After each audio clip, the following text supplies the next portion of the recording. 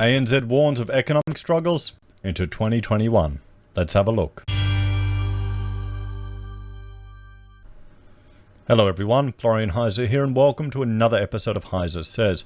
Grab your stein of coffee and let's have a look at this article from news.com.au. It's discussing warnings from ANZ about economic struggles that will continue until 2021 due to the pandemic, where I would say it's due to the interference and lockdowns in the economy in an attempt to mitigate the effects of the pandemic. We have to remember that. This is why the economy is in the situation it is. This is a strategy that was devised by our leaders in a way to mitigate the effects of the pandemic. One of Australia's major banks has warned economic struggles are likely to still occur despite Australia's strong handling of the pandemic. Do people not think next year is going to be tough? We've got JobKeeper expiring. We've got the job seeker bonus disappearing. We've got trading while insolvents finishing up in only a couple of weeks. Did anyone forget about that? We've got mortgage holidays coming to an end next year. We've got banks who are allowing people, a grace period, who say they won't repossess until September next year. Stepping away from that after September, that's disappearing. We've got, monetary direct cash handouts to people several times this year. And the rental moratoriums as well, those are going to disappear, so we might start seeing evictions. What else? What else am I missing here, guys? There are a lot of interventions in the economy that are all stopping next year. Now the question is, we've got Home Builder now propping everything up. Will we see Mortgage Keeper? What's going to appear next year to keep it going? The government has just taken on huge amounts of future debt, which won't even be paid until 2080. So most of us watching here won't be alive. Won't even be alive to see the debt being paid.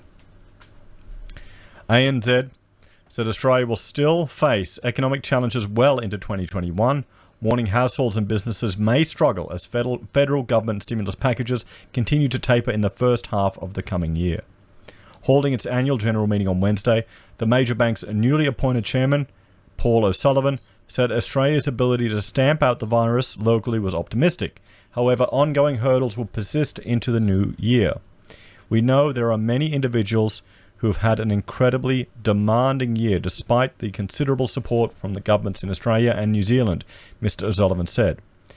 We are acutely aware that much of this assistance will need to unwind in the early part of next year, understandably. This may present further economic challenges that need to be very carefully navigated. We're going to see more calls for stimulus, everyone. I guarantee you. Well, we already are. Every organisation, lobby group have their cup in hand, wanting more money, government money, more stimulus, more activity. Don't worry about it. It's just going to be the burden of future generations. Hey guys, we'll be dead by 2080. That most of the people watching this, another 60 years. I don't think I'll hit 100. Maybe. You never know. With that carnivore diet, that's a secret. ANZ Chief Executive Shane Elliott, in his opening statement, reaffirmed the bank's simplification strategy to de-risk the company and return to core banking services. So is he going to get rid of all of the political correct woke garbage that he's infused with ANZ? Just look up an earlier video I did about CEOs against men and see some of the comments from some ANZ people there.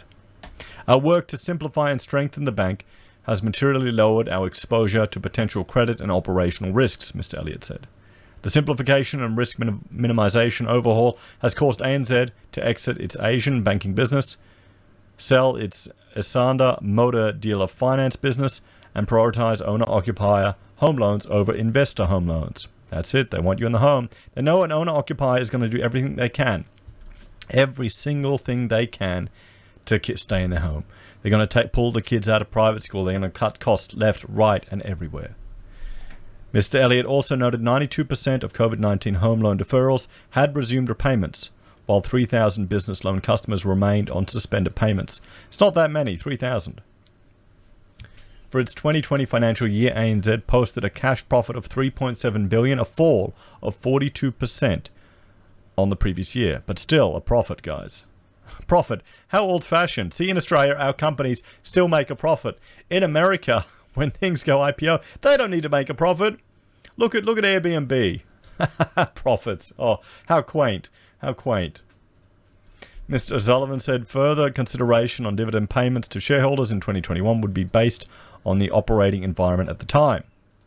The Australian Prudential Regulation Authority has set guidelines earlier in the year that limited banks to only distribute half of profits via dividends while the pandemic persists. On Tuesday, the regulator scrapped these guidelines. Shareholders asked the board how customers would be impacted by the proposed repeal of responsible lending laws governed by the Australian Securities and Investment Commission. Mr. O'Sullivan said close to 90% of the responsible lending laws were covered by APRA's governance of the banking industry. I want to reassure everyone that we have many different codes of practice that guide our lending responsibilities, and we do not see this in any way of encouraging us to be irresponsible in a way that we operate, he said. I don't think it's going to be that big a deal, to be honest, these changes. It's just more red tape. If you look at some of the stuff that these people have to go through, the thing is, it needs to go back to the individual. The individual consumer needs to have a bit of responsibility for their own life. If they're going to take a huge bloody loan, you need to make sure you have enough money to service it. It needs to be a tiny portion of your cash flow. So if you take a hit, you'll still have money coming in. Or if you lose your job or you lose your cash flow, you're not going to suddenly go under. What happened to the day when people had emergency funds and reserves? That seems to have gone out the window. Every single bloody article we're reading, even the ones all from ABC, not one mention about someone having their own reserves. I blame it on our education system. And then you've got these people who don't know any better, who just keep borrowing money and going payday loans and getting suckered into this poverty trap. And then they blame they blame all these systematic issues when it's just simply they probably haven't had any good role models, either from their parents or from the education system. ANZ has set aside $5 billion in reserve to cope with the impact of the pandemic. Mr. Elliott said the bank remained one of the most well-capitalised banks in the world. We will continue to reshape our portfolio to produce a more balanced, low-risk business that generates decent, more predictable returns, Mr. Elliott said. We have a substantially simpler business that is less focused on dealing with problems and more focused on winning and keeping customers. So there we have it, everyone. Warnings from ANZ about 2021. Now, do people think that we're over the hump? Do they think that the worst of the recession, okay, we've had our 2 quarters of negative growth, now we're going to go all to the moon? Do people think it's all good? What's the vibe you're getting out there, who you're talking to? Honestly, it's not going to hit. We're not going to see the impact of this until 2021, everyone. It's going to be a tough year. People need to prepare. We'll have to see. As always, let me know your thoughts and opinions in the comments down below. What do you think 2021 will lead to? Do you think it's just going to be fantastic, wonderful times, or will we actually start to see the impact of the recession? As always, thanks for watching. Let me know your thoughts and opinions down below. If you're a fan of the channel and want to support the content I create, there are a few ways you can. You can join us on YouTube or Patreon, support us using our affiliate links from Amazon, eBay, Independent Reserve or AussieBroadband, buy a merch from HeiseSays, use Gold Pass from the Perth Mint, or support us via PayPal. Take care, and I will see you all next time. Bye for now.